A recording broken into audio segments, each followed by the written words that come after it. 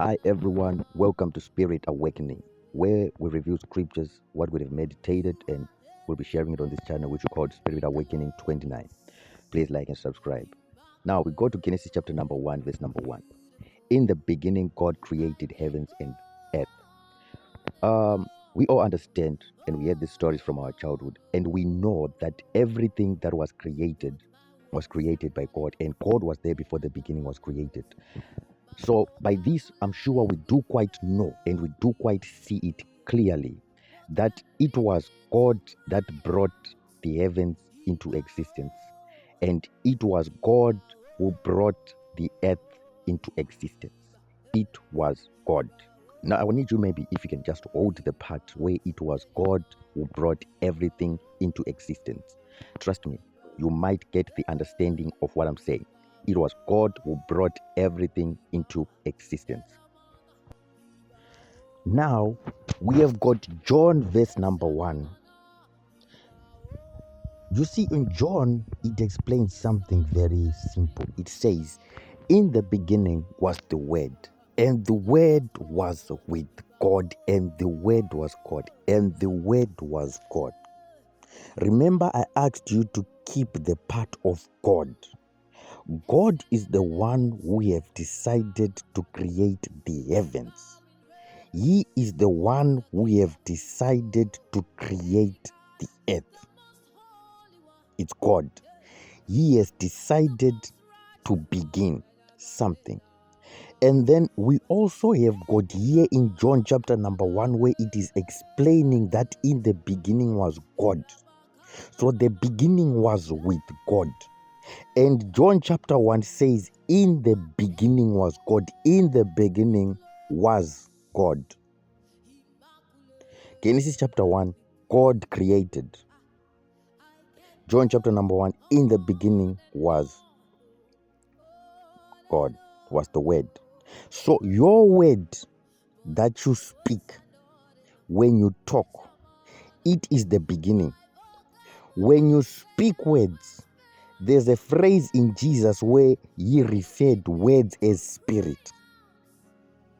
And if you want to see the reason why God did not stay with beings in the beginning was because man was flesh and God was spirit. So your words that you speak are compared to be God of your life because they are your spirit of your life. So you have a God of your life, which are the words that you speak. Then you have a God of your life, the one which you are to kneel down and to submit and to worship. So learn to master the words that you use wisely. When you declare, when you speak, and when you utter, let the words that you utter be wise. Be wise in your words that you speak. Declare what you want. We jump on to the last verse. Now, let me show you something here in the book of Genesis chapter number 1, verse number 9. Then God said, let the waters under the heavens be gathered together into one place, and let the dry land appear. And it was so.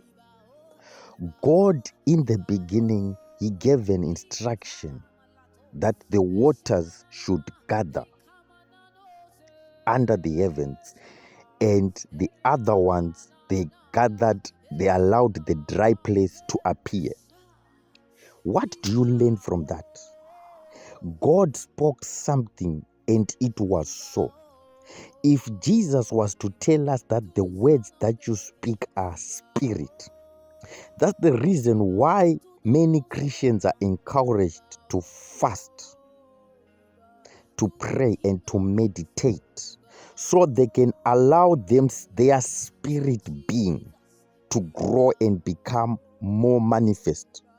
So when your spirit beings becomes more manifest, the more bigger your spirit, the more when you declare things of the spirit, they become manifest because of how big you are.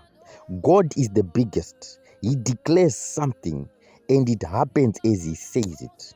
You are the small person, the son of God. You declare something, it happens based on how you have grown spiritually.